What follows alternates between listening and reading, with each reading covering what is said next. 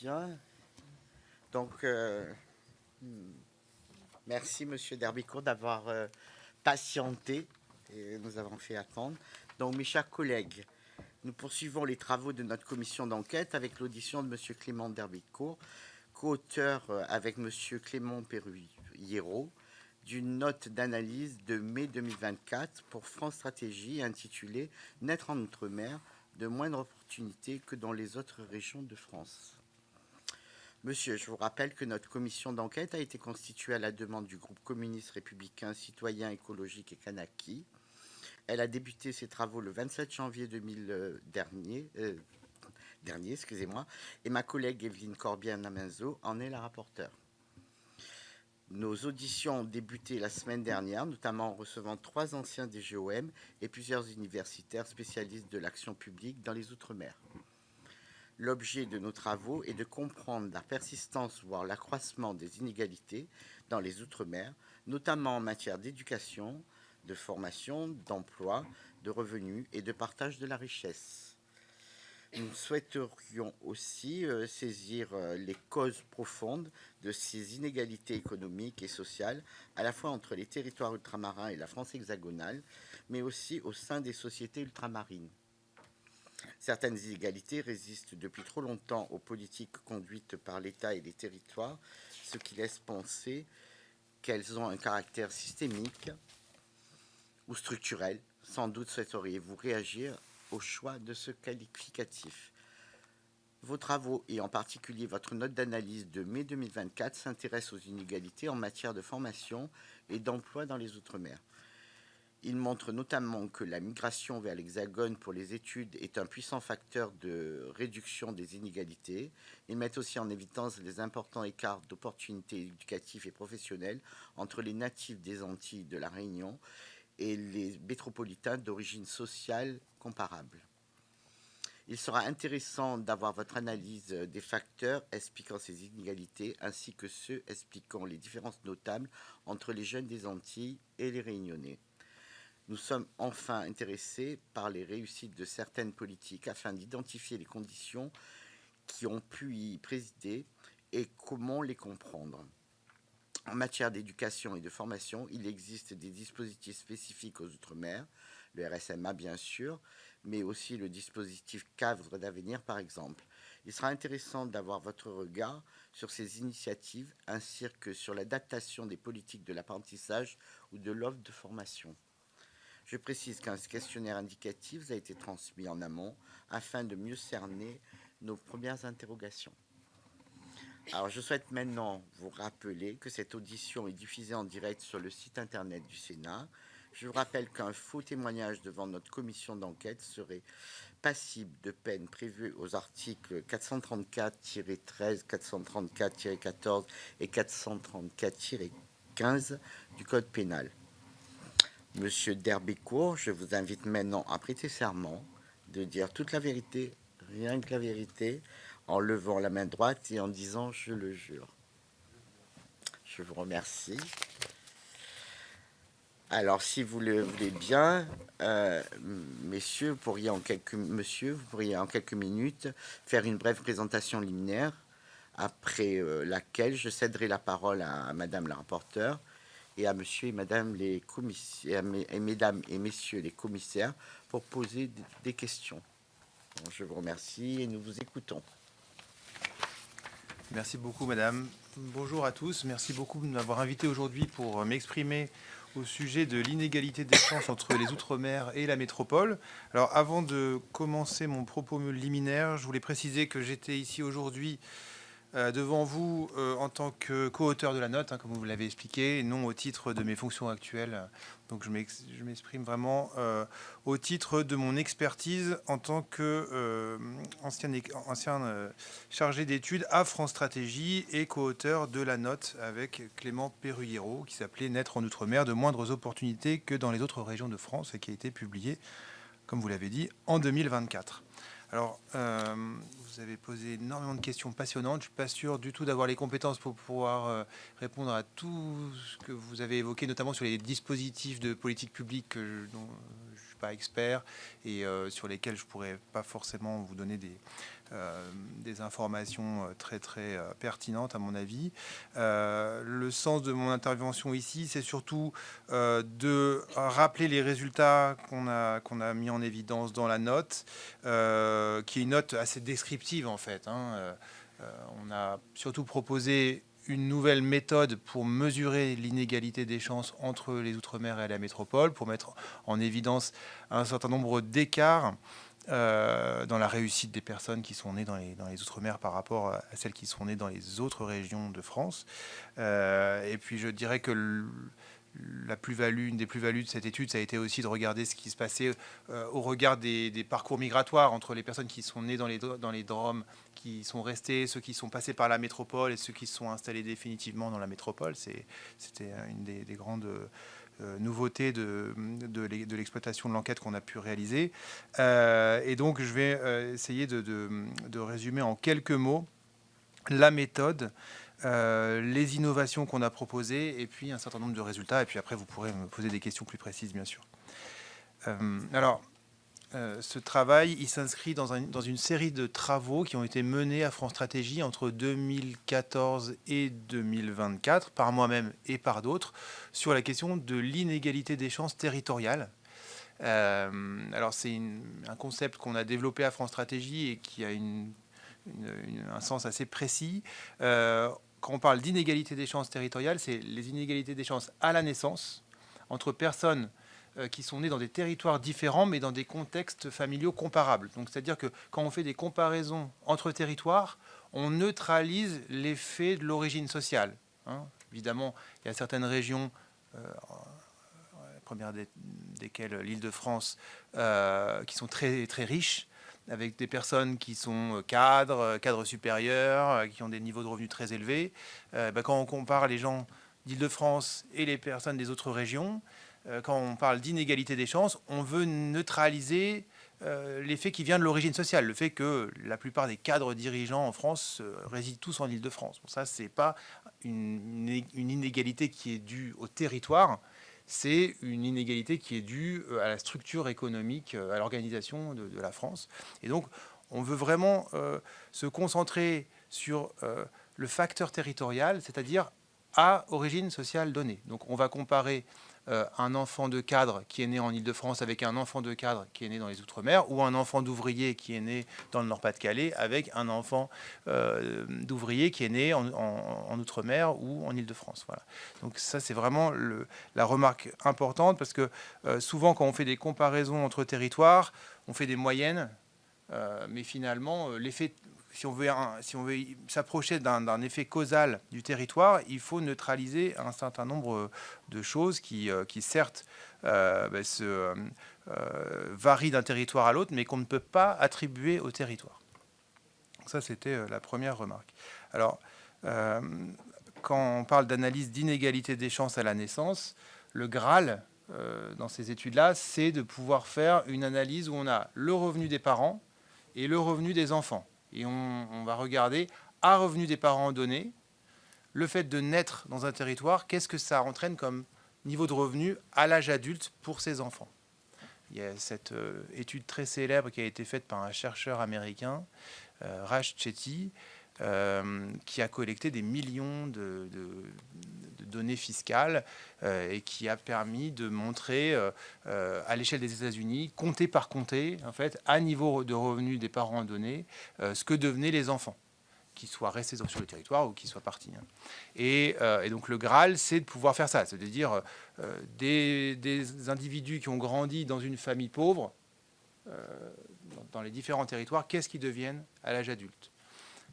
La même chose pour les personnes qui ont une famille à peu près au niveau du revenu, du niveau de vie médian, les personnes aisées, etc. Évidemment, même pour la France métropolitaine, on n'a pas ces données-là. On n'a pas des données qui permettent de relier le revenu des parents et le revenu des enfants et faire des analyses territoriales très très fines. On a l'INSEE qui a fait des premiers résultats à une maille régionale, mais on ne peut pas aller, et sur la France métropolitaine uniquement, et on ne peut pas aller comme ça, zoomer à l'infini sur les territoires, comme l'avait fait le chercheur américain. Et puis, tout simplement, on n'a pas de base de données qui permettent d'avoir à la fois le revenu des parents et le revenu des enfants. Donc, ce qui a été fait à France Stratégie, c'est d'adapter la méthodologie du chercheur américain dont je vous parlais tout à l'heure pour essayer de s'approcher le plus possible de ce qu'il avait fait avec les données disponibles en France. Et donc, ce qui a été fait, ce qui a été appliqué ici, c'est que on essaie de trouver des enquêtes où on a un milieu social d'origine. Dans l'étude dont je vais parler aujourd'hui, c'est approximé par la profession des parents. Et puis, on essaie de regarder des critères de réussite sociale, éducative, professionnelle à l'âge adulte. Et donc là, on n'avait pas le revenu. À France Stratégie, on avait fait des analyses où on regardait le revenu des enfants à l'âge adulte à profession des parents donnée. Pour les DROM, c'était quelque chose qui était impossible à faire, pour des raisons que je pourrais développer un peu plus tard. Et donc, du coup, on a utilisé comme critère l'obtention d'un diplôme universitaire, le fait d'être en emploi ou pas, et le fait, quand on est en emploi, d'occuper une profession de cadre supérieur ou pas. Donc, c'est nos 3 critères. On aurait bien aimé avoir le critère de revenu, mais c'est quelque chose qui est difficile pour les DROM. Peut-être que j'imagine que vous êtes largement au courant de cette difficulté. Je dirais que pour faire une analyse sur les revenus dans les DROM, il nous faudrait 2 choses. Il nous faudrait des données fiscales exhaustives et de qualité. Alors, c'est possible pour certains départements, mais pas pour tous. Dans mon souvenir, pour la Martinique et la Réunion, c'est possible, mais pas pour la Guadeloupe, la Guyane ni Mayotte. Et puis, si on veut avoir des niveaux de revenus qui soient comparables avec la métropole, il faut aussi des données de qualité sur les prix, avoir des données sur finalement, pour pouvoir approcher le pouvoir d'achat des individus en métropole et dans les Outre-mer. Et ça, c'est aussi quelque chose qui c'est fait en partie par l'INSEE, hein, mais pas de manière régulière et pas à une échelle géographique très très fine non plus. Et donc du coup, ce qu'on a proposé de faire, c'est de prendre une enquête de l'INSEE qui pour la première fois a été étendue au DROM en 2014, qui s'appelle l'enquête emploi. L'enquête emploi, c'est une enquête qui permet de faire des statistiques sur le chômage, les populations en emploi notamment, et qui est réalisée tous les trimestres. Et en 2014, cette étude a été étendue au DROM, alors sauf Mayotte, on pourra y revenir. Et ce qu'on a fait, c'est qu'on a empilé différents millésimes de cette enquête, donc les millésimes de 2014 à 2020, pour avoir suffisamment d'observations, parce que c'est ça aussi la difficulté quand on fait des études sur les DROM, c'est d'avoir suffisamment d'observations pour pouvoir faire des analyses assez fines. Et donc en empilant 7 millésimes d'enquête et en regroupant les départements, donc on a regroupé les Antilles et on a utilisé donc les données sur Martinique et Guadeloupe d'un côté et Réunion de l'autre, on avait suffisamment d'observations pour mener des analyses sur l'inégalité des chances à la naissance. Alors ensuite, évidemment, on s'attendait à trouver que les opportunités à la naissance, quand on est dans les Outre-mer, soient inférieures à la métropole. Ça étonne personne. Tout l'enjeu, c'était de savoir quels étaient les écarts. Est-ce que c'était des écarts très très importants, ou est-ce que c'était des écarts qui étaient du même ordre de grandeur que les écarts qu'on pouvait observer entre l'Île-de-France, qui est la région à plus forte opportunité de France métropolitaine, et les régions à plus faible opportunité, comme le Nord-Pas-de-Calais, comme la Corse, le Languedoc-Roussillon, qui sont des territoires qui sont marqués par le chômage, des difficultés économiques, et où les individus qui y naissent ont des chances plus faibles de réussir à la fois dans leur carrière éducative, mais aussi sur le marché du travail. Et donc ça nous a amené à non seulement faire une comparaison entre les Outre-mer et la métropole, mais aussi entre les Outre-mer et les régions à faible opportunité de métropole. Donc dans la note, vous avez plusieurs graphiques qui font un zoom et qui comparent les Antilles, la Réunion avec le Nord-Pas-de-Calais, avec la Corse. Et ça a été une des innovations importantes de ce travail. Alors pourquoi je disais qu'on s'attendait à avoir bien sûr des écarts les DROM et les régions de France métropolitaine, c'est que généralement, on a une corrélation entre niveau de développement d'un territoire et puis les opportunités que les individus ont quand ils naissent sur ce territoire. C'est pas totalement... Enfin, ça correspond assez à l'intuition, quoi. Une région qui est moins développée sur le plan économique, c'est beaucoup plus difficile quand on y naît et qu'on y grandit de trouver des emplois qui sont bien rémunérés, avec des postes qui sont intéressants pour la carrière professionnelle. Et donc ça, c'est quelque chose qu'on avait déjà mis en évidence dans les différents travaux de France Stratégie. Par contre, je voulais réinsister sur ce point. La relation entre niveau de développement et opportunités individuelles, certes, il y a une corrélation entre les deux, mais il n'y a pas de déterminisme. Vous avez des territoires en France métropolitaine qui sont très très pauvres et où les individus ont des opportunités importantes. Je pense notamment à la Seine-Saint-Denis, qui est le département de France métropolitaine le plus pauvre. Donc c'est un département assez gros, 1,7 million d'habitants. C'est une population qui est à peu près équivalente à celle des Antilles et de la Réunion réunie.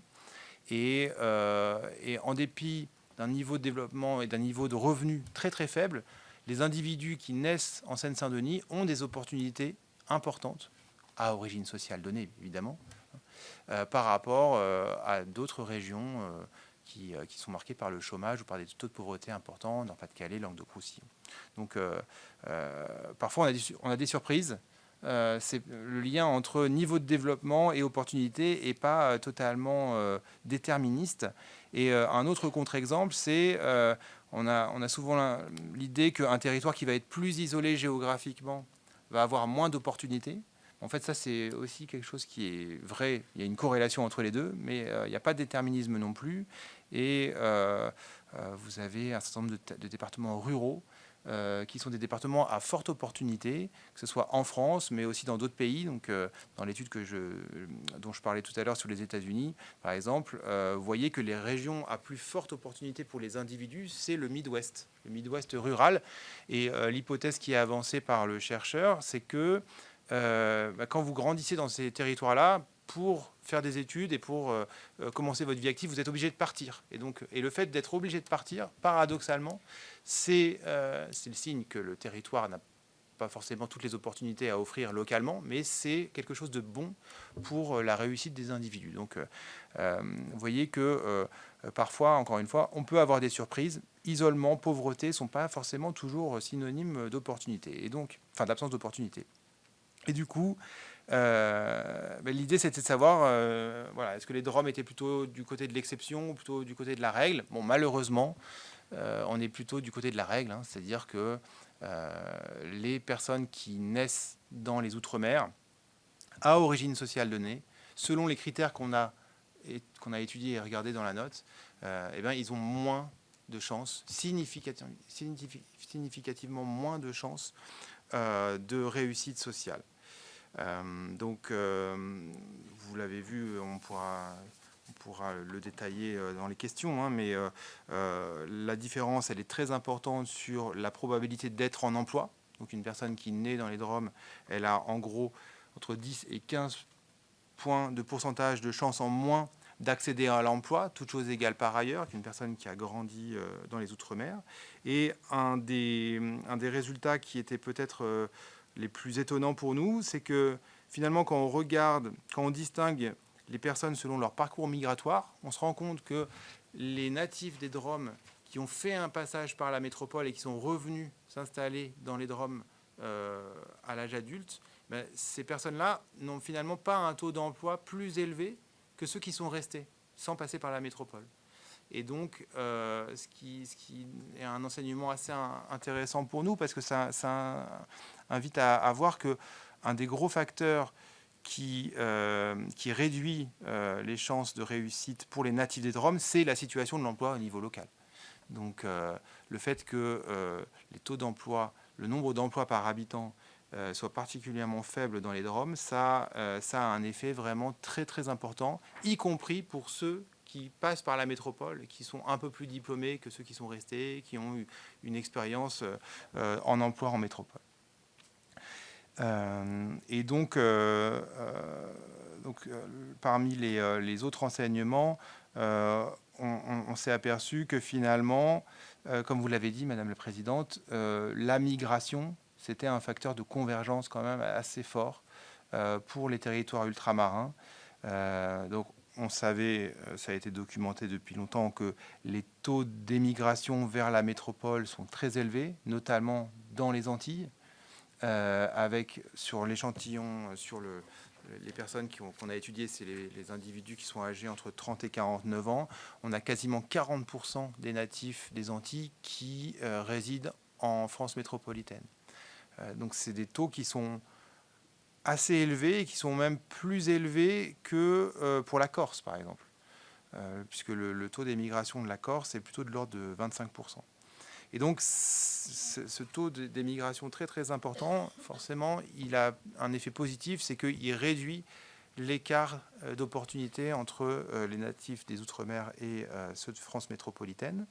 Et alors, un enseignement intéressant aussi, c'est que sur la Réunion, on a un taux d'émigration qui est plus faible, mais par contre, sur l'ensemble des natifs de la Réunion, il n'y a pas moins d'opportunités que sur les natifs des Antilles. Et on explique ce phénomène par le fait que en fait, les Antilles ont un taux d'émigration plus élevé, donc ils bénéficient de l'effet de la métropole, mais la situation de ceux qui restent est plus détériorée que la situation de ceux qui restent à la Réunion. Voilà. Et donc, pour terminer ces propos liminaires, je dirais que les deux facteurs qui sont les plus importants, qui expliquent les écarts de réussite entre les ultramarins et les métropolitains, c'est d'abord l'éducation et c'est l'emploi local. Tant que ces deux facteurs-là ne s'amélioreront pas, vous n'aurez pas d'amélioration sensible des opportunités des personnes natives des Outre-mer. Parce que, certes, la migration vers la métropole continuera de jouer un rôle positif. Et on voit d'ailleurs que les personnes qui ont migré vers la métropole à diplôme donné, elles ont une situation d'emploi qui est relativement comparable, toutes choses égales par ailleurs, aux natifs de France métropolitaine. Mais vraiment, ce qui pénalise très très fortement, on parle de pénalité outre-mer dans la note, c'est vraiment l'emploi, enfin le nombre d'emplois par habitant dans les DROM, et puis la moindre réussite éducative des personnes qui naissent dans ces territoires. Voilà ce que je voulais vous dire en propos liminaires, et bien sûr, je suis totalement disponible pour toute précision. Je vous remercie pour ces propos et je vais laisser la parole à Madame Corbière-Naminzo pour les questions. Merci Madame la Présidente. Merci Monsieur d'Herbécourt pour cette présentation très claire. Merci également pour ce rapport qui met en lumière une grande partie du sujet qui nous occupe dans cette commission d'enquête sur les inégalités et plus précisément celles qui touchent la jeunesse. C'est bien le sujet qui nous préoccupe. Votre travail porte donc sur les inégalités des chances, vous l'abordez comme tel, et vous avez bien expliqué les contours de l'étude que vous avez menée. Et vous avez parlé de la pénalité outre-mer. Alors, ma première question portera sur comment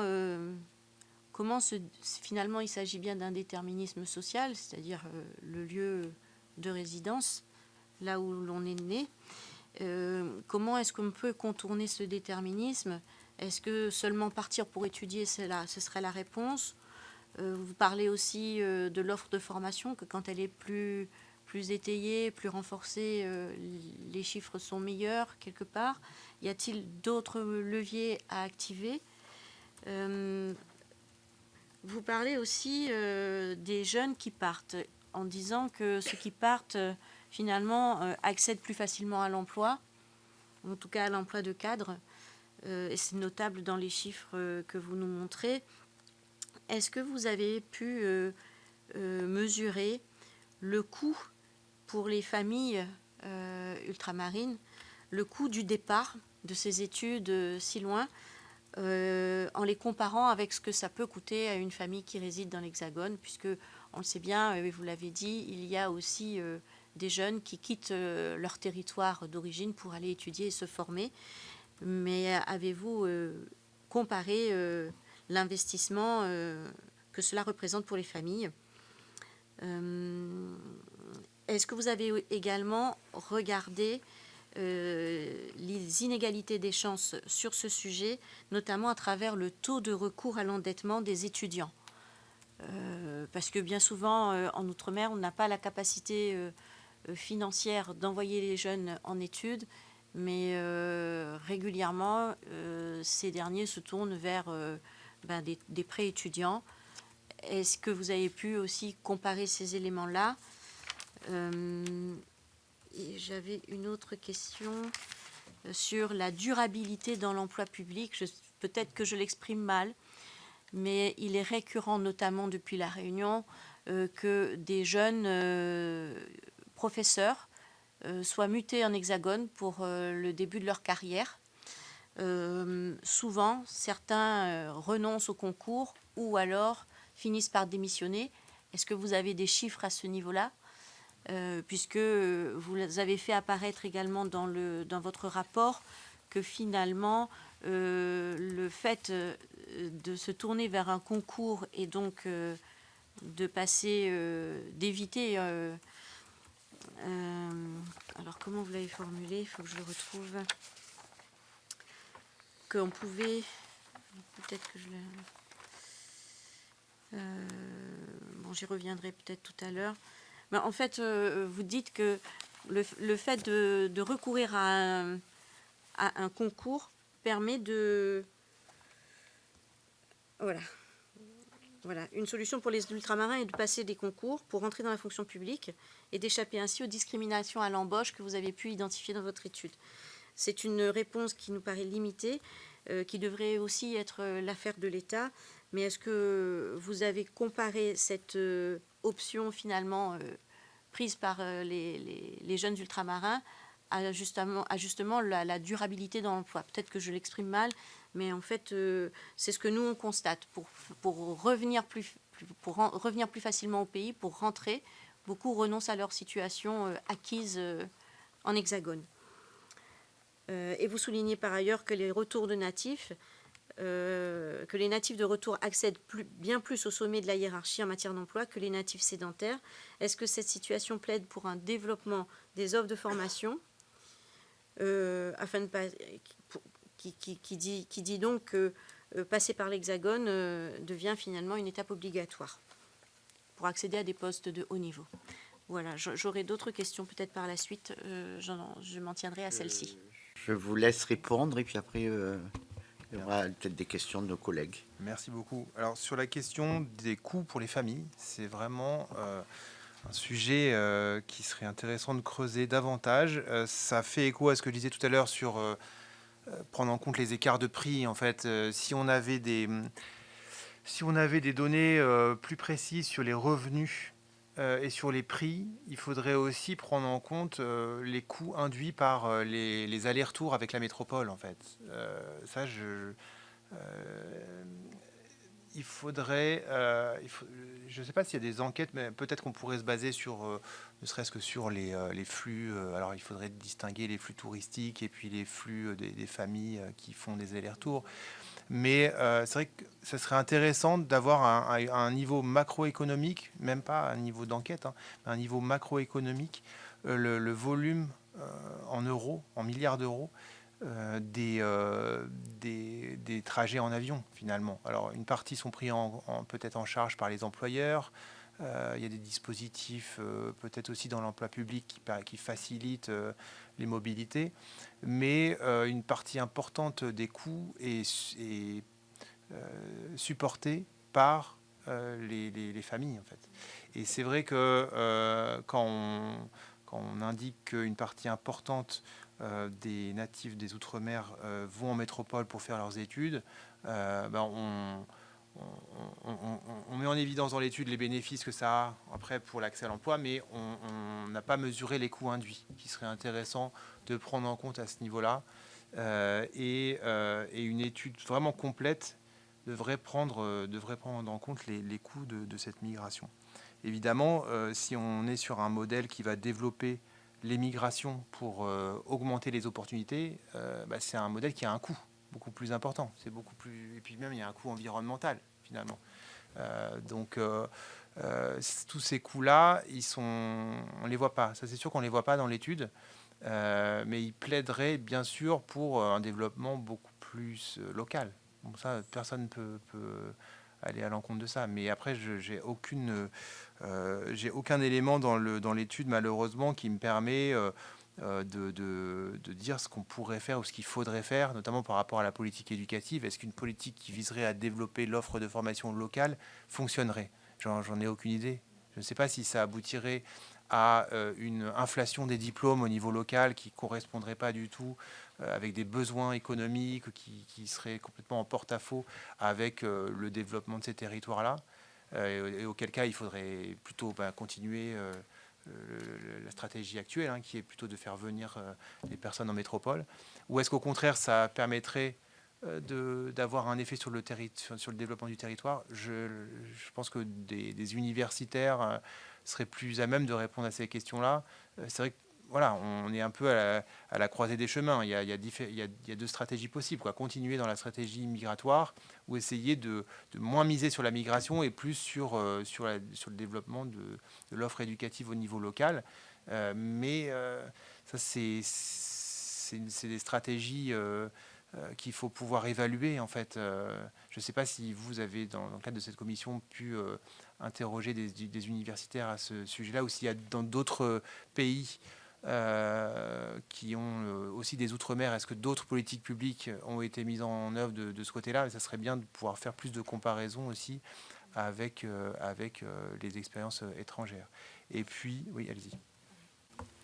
Quand je vous parle du coût, effectivement, il y a le coût du transport et les différents allers-retours, mais il y a aussi le coût du logement et l'accès au logement. On sait aussi qu'il y a des discriminations dans l'accès au logement pour les étudiants ultramarins.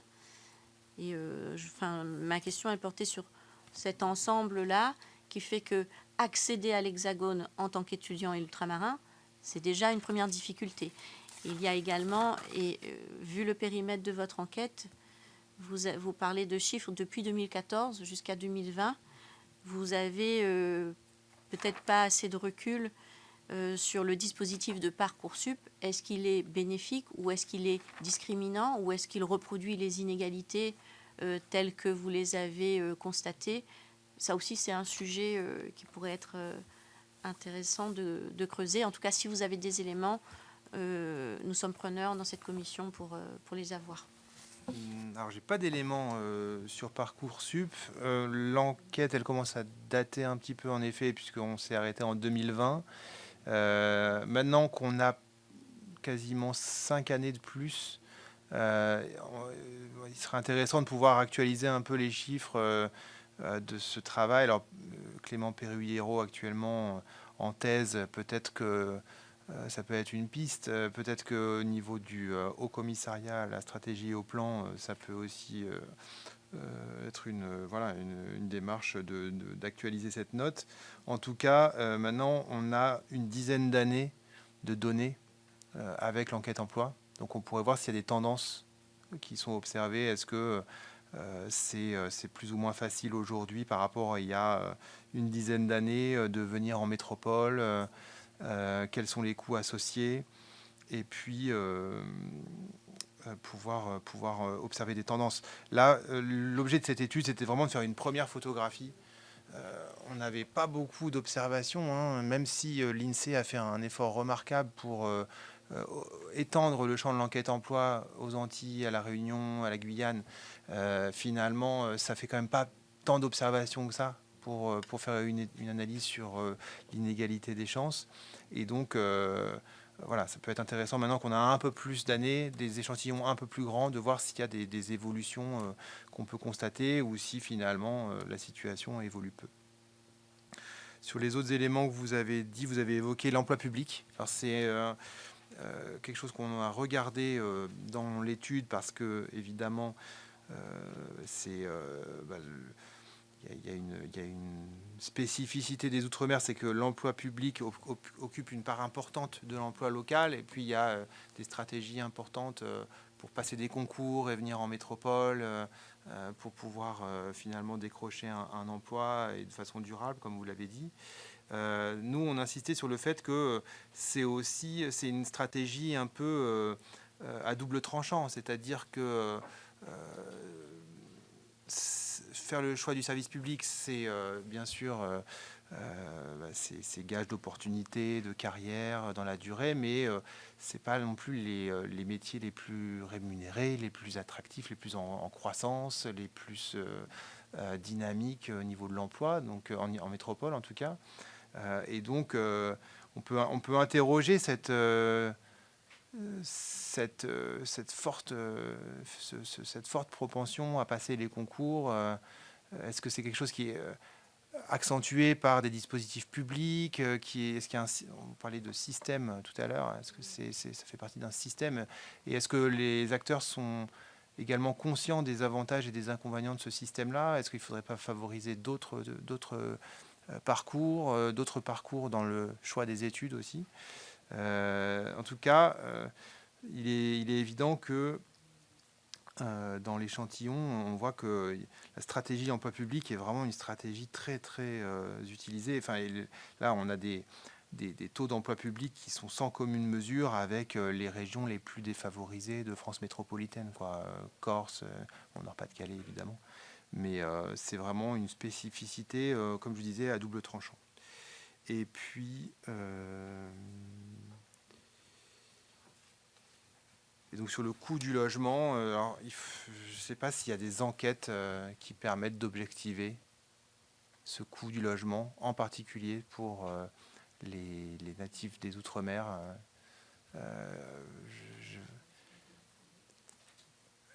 Il faudrait se tourner vers l'INSEE ou vers peut-être faire les professionnels des résidences étudiantes.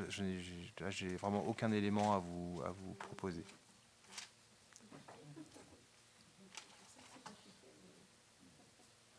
Et également, j'ai un point que je n'ai pas abordé, c'est le fait que les Antilles se distinguent beaucoup de la Réunion sur le fait d'aller en Île-de-France.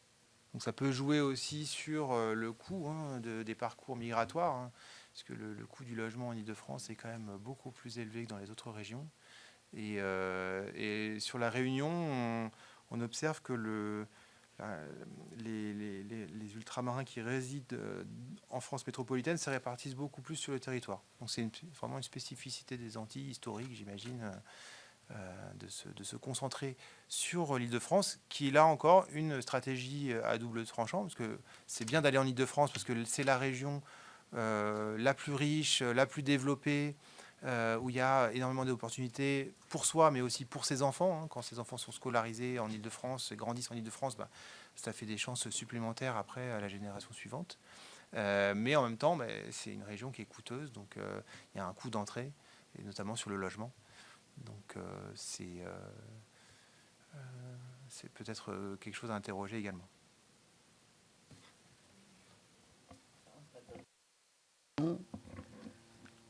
Monsieur Lurel, vous posez une question? Tout à fait, comme d'habitude. Tout à fait.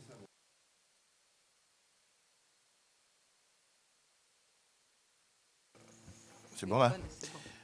Est-ce que les études de sociologues ont servi, notamment Morin et les autres, sur la notion de déclassement? Est-ce que les études de l'INED, notamment faites, je crois, par Valentin Marie, c'est ça? C'est Valentin Marie, sur je crois que c'est trajectoire d'origine que ça s'appelle. Un peu avec les critères que vous évoquez, même si l'ampleur, telle que vous l'avez évoquée par les études américaines, est autrement plus large. Mais ces études-là avaient le bénéfice d'exister. Je veux dire, c'est ceux qui sont partis. Ensuite, comment évoquer la notion de déclassement, le décenseur social qui est souvent ressenti là-bas. Autre question, comment analyser ce que j'appellerais, ce que les sociologues appellent, la mobilité intergénérationnelle. Là, vous évoquez de manière spatiale ce qui se fait, je dirais, à catégorie de revenus ou peut-être de capital social, mais il n'y a pas une catégorisation socio-professionnelle. Un ouvrier, un cadre, une classe moyenne. La classe moyenne ressent, ici aussi il est vrai, de plus en plus ce sentiment de déclassement social. Est-ce que, dans vos études, on peut voir ça? Ensuite, avant, il existait un observatoire des inégalités et de la pauvreté. Je crois comprendre que Philippe Edouard a dû supprimer cet institut-là. Mais il y avait des indicateurs intéressants qui n'ont peut-être pas été renouvelés.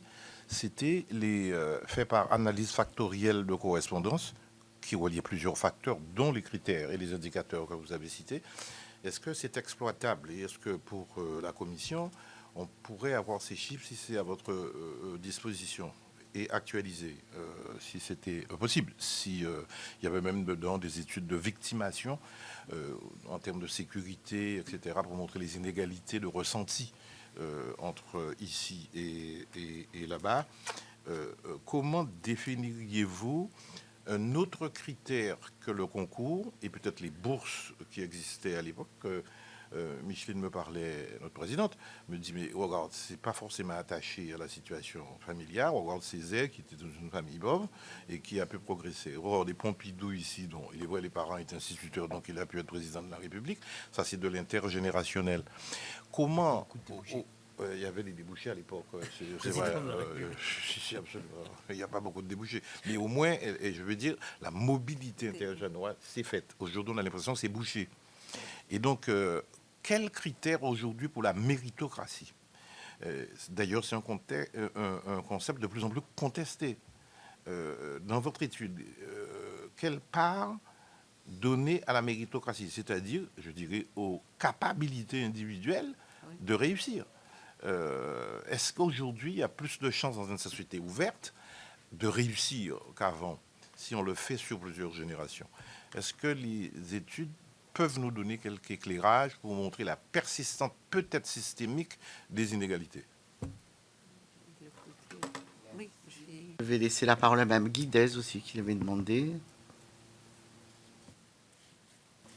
Oui, merci. Alors moi, je voudrais juste vous parler de la Martinique. Une population très, très vieillissante, une population en diminution. Et en plus de ça, les jeunes viennent dans l'Hexagone pour faire leurs études. Par contre, j'ai une question parce que vous avez dit que quand ils reviennent par contre chez eux, le peu qu'ils reviennent, eh bien malheureusement, ils se retrouvent à ne pas avoir un emploi à la hauteur et donc peuvent se retrouver aussi dans la précarité. Donc je pense à ma collègue qui essaye de faire revenir cette jeunesse chez eux, mais si on n'a pas d'emploi à leur donner. Voilà, moi c'est cette question-là, on peut toujours les faire venir, mais si derrière tout ça, on n'a pas d'emploi à leur donner, donc est-ce qu'on ne va pas leur vendre du rêve? Est-ce qu'il ne vaudrait pas mieux d'abord être réaliste et pour pouvoir leur offrir de l'emploi, plutôt que de les faire revenir et pas être capable, du coup, de les accompagner comme il faut dans nos îles, enfin au moins à la Martinique, parce que les autres, je connais un peu moins. Et voilà, donc c'est juste cette question-là. J'ai l'impression qu'on travaille à l'envers, c'est-à-dire qu'on les fait venir, mais on n'est pas capable de leur donner du travail.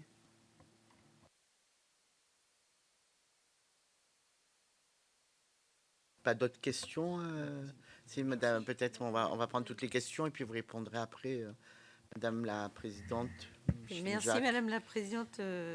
Merci pour votre éclairage. Mais il est vrai que ce sont des études qui sont un peu complexes et qui poussent à des questionnements. Bon, vous avez choisi, enfin, il y a une cohorte de 30 à 49 ans d'individus qui a été étudiée. D'un autre côté, quand on voit un peu les parcours de certains jeunes issus d'un milieu assez précaire, pour ne pas dire pauvre, et qui n'avaient pas accès au lycée. Je ne parle pas de l'université, qui n'avaient pas de lycée. Je pense particulièrement à Saint-Barthélemy. À l'âge de 15 ans, vous partez.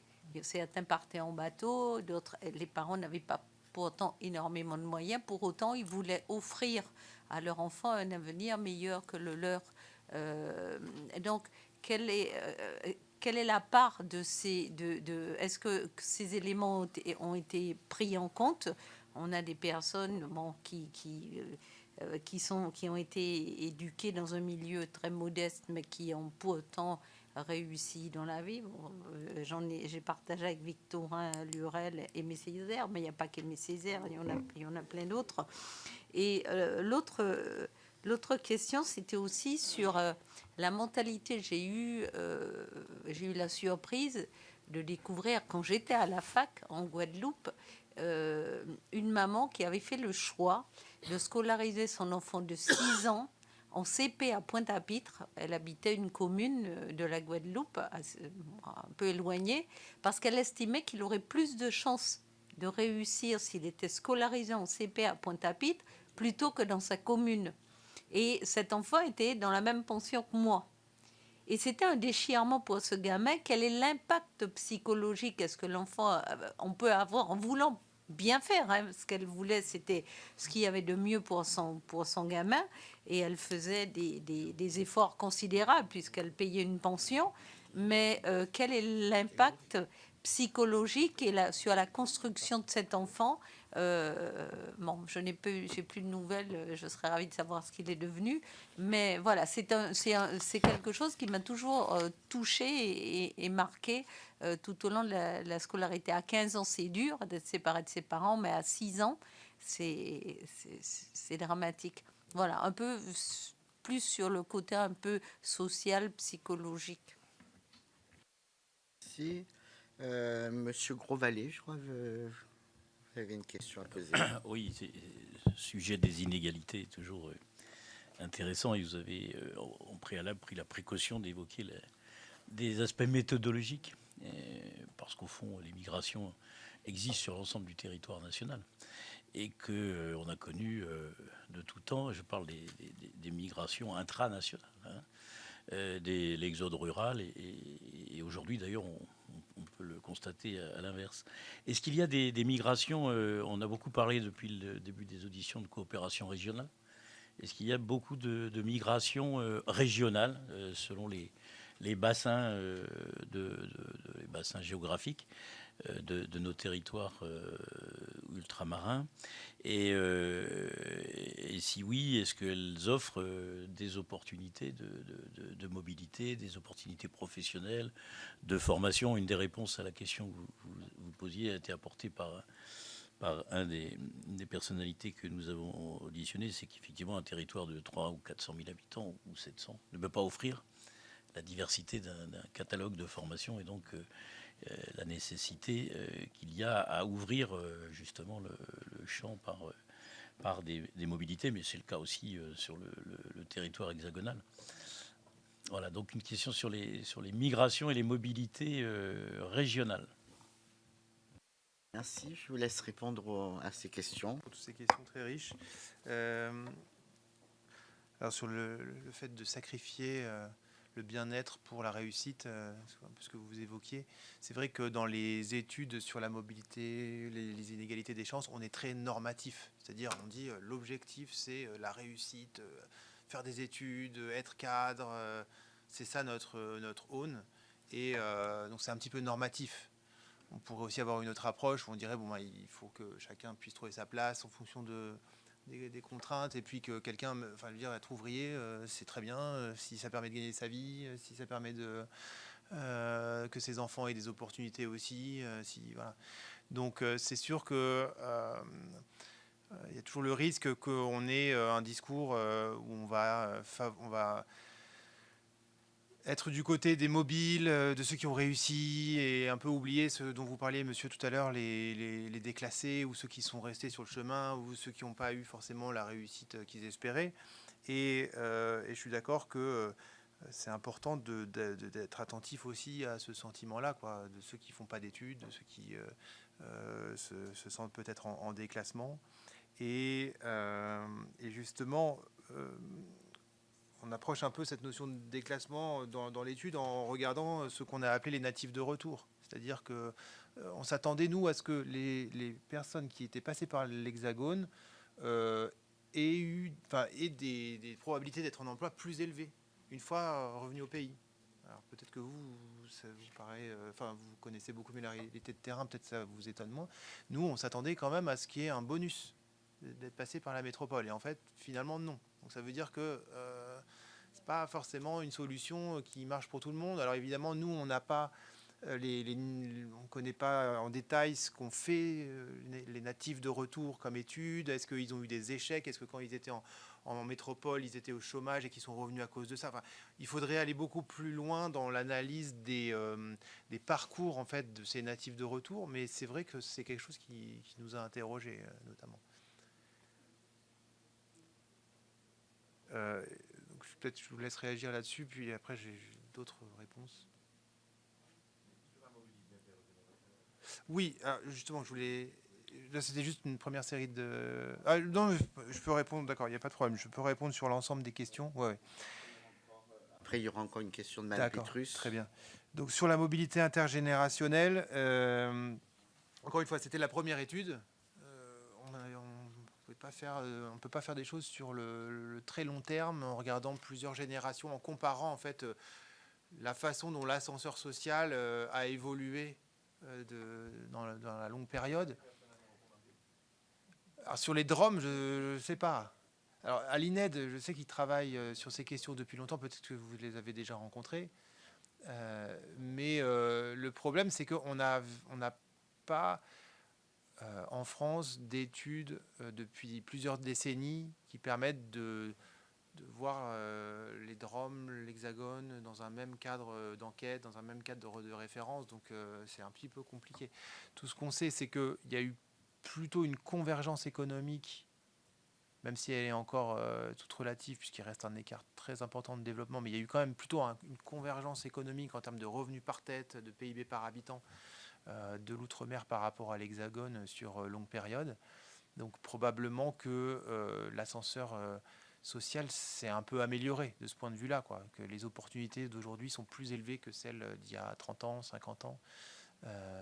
Après, sur la mesure de la mobilité ascendante, c'est vrai que c'est une statistique qu'on n'a pas produit dans le cadre de cette étude qui serait intéressante, parce que là, on se concentrait sur les écarts de Rome-Métropole, mais on pourrait aussi essayer d'avoir une mesure de la mobilité ascendante et voir dans quelle mesure on passe d'ouvriers peu qualifiés à profession intermédiaire, notamment, quoi. Et c'est vrai que ça serait... Alors ça, probablement qu'à l'INED, il va y avoir des travaux là-dessus. Et sinon, encore une fois, vous pouvez peut-être solliciter, alors ce ne sera pas pour tout de suite malheureusement, mais en tout cas susciter au ex-France Stratégie, donc le Haut Commissariat à la stratégie et au plan, peut-être qui continue les études qui avaient été entamées à l'époque. Alors sur les mobilités régionales, on n'a pas regardé si le fait de passer d'un DROM à l'autre, de la Martinique à la Guadeloupe ou de la Réunion à Mayotte, on n'a pas regardé si ça a apporté un bonus, ou même en interne à l'intérieur de la Réunion, si le fait parce qu'on n'a pas d'appareil d'observation tellement précis. En fait, on connaît le département de naissance des individus dans l'enquête emploi, mais on ne sait pas dans quelle commune ils sont nés, est-ce qu'ils sont nés à la campagne, en ville, etc. Donc, mais c'est vrai que ça serait intéressant d'avoir ces éléments-là. Je voulais, comme on parlait de migration, je voulais quand même évoquer les données qui sont intéressantes sur la probabilité de migrer vers la métropole selon le milieu d'origine. Et on voit qu'en fait, les personnes qui sont nées dans un milieu favorisé, elles ont 3/4 de chances d'aller en métropole à l'âge adulte. Donc il y a clairement une stratégie qui donne un avantage à ces milieux-là pour accéder. Ils peuvent plus facilement supporter le coût de migration vers la métropole. Et enfin, un élément que je trouve important à avoir en tête, parmi les personnes qui migrent vers la métropole, finalement, ils ne sont pas tous diplômés du supérieur, quoi. Donc, moi, je m'attendais à ce qu'une proportion importante des migrants soient en fait des migrants pour cause d'études. Alors peut-être qu'ils ont été en échec dans leur parcours après le bac, mais en tout cas, finalement, quand on les observe à 30 ans, 40 ans, on se rend compte que majoritairement, ils n'ont pas été diplômés du supérieur. Donc, ils sont venus en métropole, ils ont peut-être commencé des études, mais ils ne sont pas allés jusqu'au bout. Donc, c'est peut-être aussi quelque chose à interroger sur peut-être l'échec scolaire ou l'échec universitaire. Oui, on va... Madame Pétrus, puis après tu vas terminer.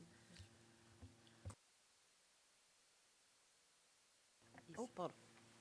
Oui, moi j'aimerais intervenir rapidement sur ce que j'ai presque envie d'appeler le drame social parce que, et l'impact que ces déplacements ont sur le territoire lui-même. Quand vous avez des jeunes qui sont obligés de partir faire leurs études ailleurs parce qu'ils ne peuvent pas le faire chez eux, à cause justement des inégalités qu'on vient de voir en première partie de programme cet après-midi. Et que vous avez ces mêmes jeunes qui réussissent dans leurs études et qui ne sont pas non plus capables de revenir chez eux à cause de d'autres inégalités. On a parlé tout à l'heure d'emploi. Ils ne peuvent pas, eu égard à leur niveau d'études, accéder à un emploi chez eux. Et des fois, ils ne peuvent pas revenir non plus pour des raisons sociales parce que, je prends le cas de mon territoire, revenir pour se loger, comment? Parce qu'on a d'énormes difficultés de logement. Donc, voilà toute l'intelligence, j'ai envie de dire, d'un territoire qui part et qui est dans l'impossibilité de revenir à un moment donné. Donc, est-ce qu'on a mesuré l'impact de cette fuite intellectuelle sur le territoire en lui-même? Parce que ces jeunes qui partent et qui ne peuvent pas revenir sont remplacés de toute manière. C'est-à-dire que le territoire continue à tourner avec d'autres personnes qui sont arrivées. Voilà. Donc, il y a quand même un impact au niveau du territoire, des jeunes, à cause de ces inégalités-là. Donc, on gagnerait à mesurer cet impact-là et éventuellement chercher à le réduire et à traiter ces inégalités-là. Donc, Madame le rapporteur, encore une question, je crois. Oui, le sujet nous intéresse beaucoup, nous passionne même, je dirais. Du coup, ma question, elle porte sur la fréquence des prochaines études qui seront menées en la matière, s'il y aura une suite à vos travaux, si vous comptez à un moment mesurer la pénalité outre-mer que vous avez clairement identifiée là dans ce premier rapport, si vous comptez la mesurer par rapport à l'évolution du taux de pauvreté dans nos territoires, puisque c'est aussi le sujet de fond qui nous anime dans cette commission d'enquête. Et ce taux de pauvreté, qui aujourd'hui n'est plus mesuré que du point de vue monétaire, est-ce qu'il est possible aussi de le rattacher à ce qui avait été fait à un moment, c'est-à-dire distinguer le taux de pauvreté monétaire et le taux de pauvreté de privation, puisque là, en fait, sur les parcours des jeunes, ça a forcément une incidence. Ça a une incidence sur le niveau d'études, sur la mobilité, sur tout cela. Donc cette pénalité outre-mer, la relier, ou en tout cas la raccorder en fait à l'évolution du taux de pauvreté, à la fois monétaire et de privation. Est-ce que c'est prévu ou est-ce que... Alors, à titre individuel, moi, je travaille plus sur ces questions. Il faudrait, si vous voulez savoir si France Stratégie, enfin maintenant, ça s'appelle plus France Stratégie, si le HCSP Clément Beaune souhaite mettre cette étude à son programme de travail, il faudrait voir de son côté. Et sur ce que vous dites sur la très grande pauvreté, enfin sur la pauvreté, en fait, ça m'a fait penser à deux choses. D'une part, l'enquête SILC d'Eurostat maintenant inclut les Outre-mer. Donc, vous pourrez peut-être voir avec Eurostat pour voir s'il est possible d'avoir des données sur la pauvreté en conditions de vie et le niveau et le taux de pauvreté que vous évoquiez pour les Outre-mer. Alors, c'est tout récent, hein, je crois que c'est pour le millésime 2023. Et comme c'est une enquête européenne, peut-être potentiellement vous avez aussi d'autres territoires ultramarins, d'autres pays européens. SEUSILC, alors c'est EUSILC, EU comme Union Européenne en anglais, -SILC. Et donc dans EUSILC, il y a les deux concepts dont vous parliez, madame. Donc ça, c'était une première chose. Et oui, c'est vrai que j'en ai pas parlé, mais c'est quand même c'est peut-être une des limites de l'étude, c'est que on essaie d'avoir des origines sociales comparables entre les Outre-mer et l'Hexagone. Or, c'est pas, enfin, on a des catégories assez grossières. Hein. On a 4 catégories: favorisés, intermédiaires, modestes, très modestes. Et dans les très modestes, peut-être qu'on n'a pas on aurait pu prendre en compte encore davantage la structure familiale dans les familles, notamment avec les familles monoparentales. Parce que quand vous regardez, donc vous verrez dans notre nomenclature, dans les familles d'origine sociale très modeste, vous avez les familles monoparentales et les familles avec une personne en activité, une personne inactive.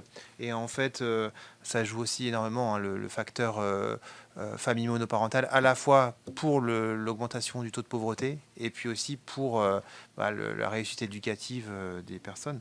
Donc ça, c'est vraiment un facteur très très important à prendre en compte si on veut limiter la pénalité des drogues aussi.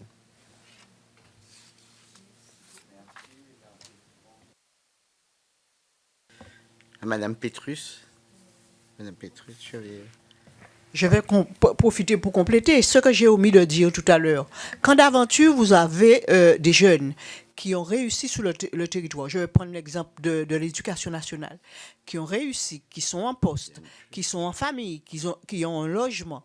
S'ils font le malheur de vouloir passer un examen supérieur, je prends le cas du CAPES, eh bien, systématiquement, ils sont mutés dans l'Hexagone.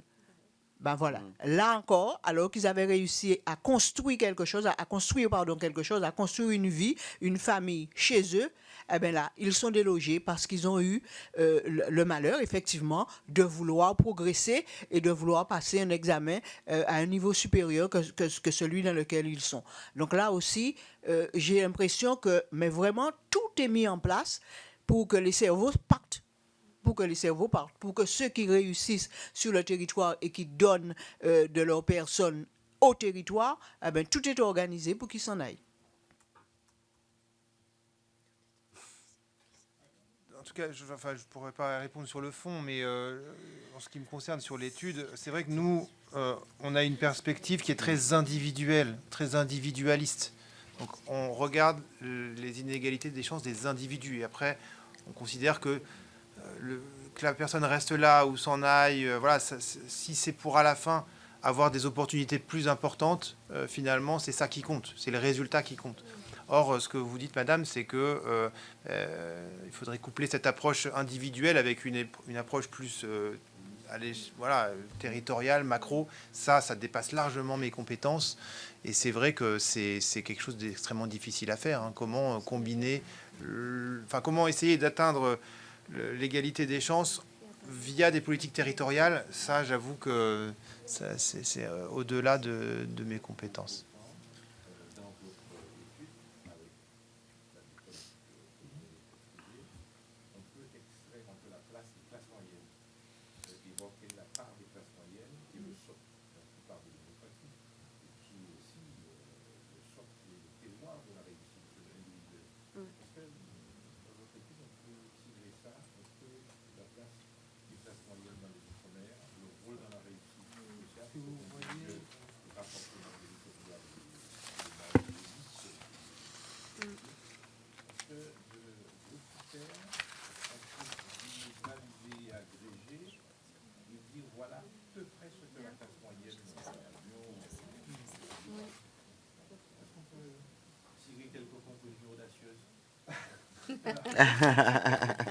C'est un peu dans mes retranchements. Je vais rester dans le cadre de l'expertise qui est la mienne. Mais en tout cas, vous avez des éléments sur la classe moyenne. Vous avez dans le schéma 1 la pyramide en fait, sociale des Antilles, de la Réunion et de la métropole. Et vous voyez que, évidemment, la difficulté pour atteindre une égalité des chances qui soit réelle, c'est ce que, comme vous disiez, c'est la taille de cette classe moyenne, quoi. On se rend compte que quand vous avez moins de 25% des personnes en emploi qui sont finalement des professions intermédiaires ou supérieures, forcément, ça contraint énormément les opportunités sur le territoire.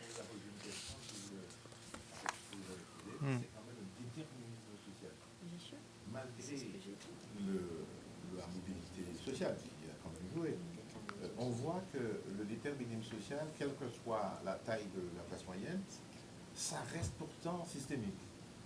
Et donc ça veut dire qu'il y a quelque part des freins qu'il faudrait bien comprendre. Et là, c'est un critère individualiste. Donc c'est la sociologie, donc c'est individualiste. On ne peut pas en déduire la réussite d'une société ou d'une communauté ou d'un groupe ou de socioprofessionnels ouvriers ou truc. Et ça, je suis un peu insatisfait. Mais c'est pas vous, hein, parce que toutes les études... Non, et de la même manière, on n'a pas pris en compte la spécialisation économique, industrielle de ces territoires-là. Il faudrait faire une analyse sur les besoins en termes de formation. Enfin, c'est extrêmement compliqué. Et aussi, un élément que je n'ai pas mentionné, c'est le fait que finalement, il y a le territoire ultramarin et l'hexagone. On parle que de ça depuis le début de l'audition. Et en fait, il y a toute la région environnante qui n'est pas prise en compte. Alors, les chercheurs de l'INED disaient que même aujourd'hui, les mobilités en dehors de la France sont très rares. Il y a très peu de personnes qui naissent dans les DROM, qui vont aux États-Unis, au Mexique ou dans les autres territoires ultramarins environnants. Pareil pour la Réunion, il y a très peu de mobilité. Toute la mobilité se fait vis-à-vis de l'Hexagone. Donc ça, c'est aussi un angle mort peut-être des politiques publiques. Il y a à prendre quand même la différence de la langue aussi, déjà aussi. Hein. C'est important. Et je pense que par rapport à la Réunion, c'est vrai qu'il y a très peu de volonté de partir de la Réunion. Hein. C'est vrai qu'on le constate depuis des années. Et je pense qu'il y aura de moins en moins, puisqu'en fait, on a aussi la fac, il y a la Vallée Blanche sur Saint-Pierre qui se développe. Donc, on a une fac de médecine aussi. Maintenant, on a aussi formation de kiné et d'orthophoniste aussi, par la même occasion. Donc, automatiquement, il y aura de moins en moins de Réunionnais qui viendront sur le territoire de l'Hexagone. Vous le verrez sur les futurs... Les taux de migration à La Réunion sont quand même beaucoup plus faibles que dans les Antilles, quoi. Il n'y a pas de volonté de quitter le territoire, généralement chez les jeunes. D'accord.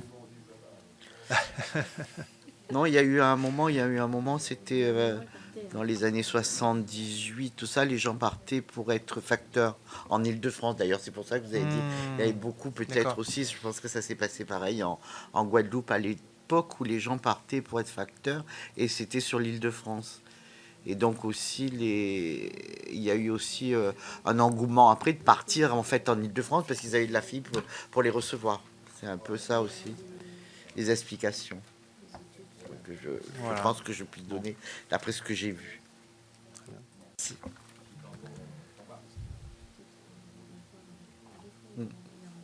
Mais en tout cas, le facteur économique est quand même primordial. Si le mouvement de convergence du PIB par habitant continue, on peut espérer que tous les chiffres que je vous ai présentés là s'améliorent aussi. Finalement, c'est plus un déterminisme économique que des facteurs sociologiques, quoi, en dernière analyse. Hein. Il faut tirer un trait sur la méritocratie et faire dans la discrimination positive. M'emmener un petit peu loin. M'emmener un petit peu loin par rapport. On fera des préconisations.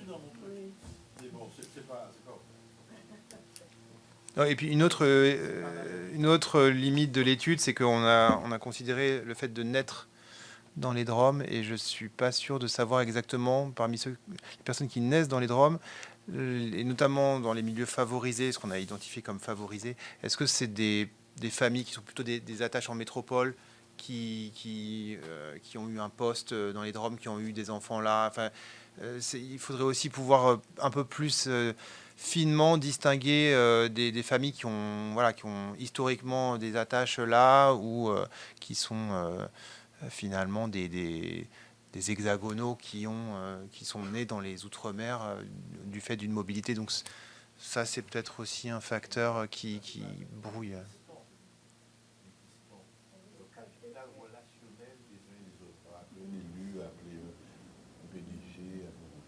Ça joue pas. Alors c'était justement, c'est une hypothèse pour expliquer pourquoi les natifs de retour s'en sortent pas si bien. C'est peut-être qu'en fait, partant pour l'Hexagone, ils ont peut-être perdu un certain nombre de réseaux qui leur auraient permis d'accéder à l'emploi. C'est une des hypothèses.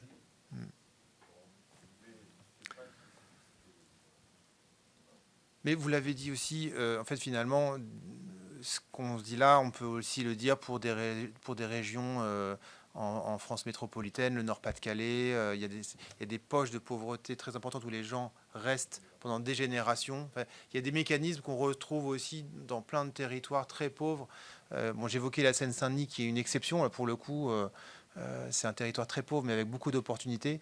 Mais il y a des territoires qui ressemblent quand même un peu aux territoires ultramarins, même si c'est dans des proportions un peu moins importantes que ce que je vous ai présenté. Mais il ne faut pas voir non plus les choses totalement en blanc et noir. Il y a des continuums, il y a des choses qui ressemblent. Enfin, il y a des phénomènes qu'on met en évidence ici qui se retrouvent aussi en métropole. Bien, nous vous remercions pour ces propos. Vous pourrez éventuellement, si vous voulez, étayer vos propos par écrit, si vous aviez d'autres... Oui, alors je demanderai à mon co-auteur peut-être de compléter. Peut-être qu'il aura des éléments complémentaires, puisque là, il est dans une thèse d'économie sur ces questions d'inégalité des chances. On vous remercie.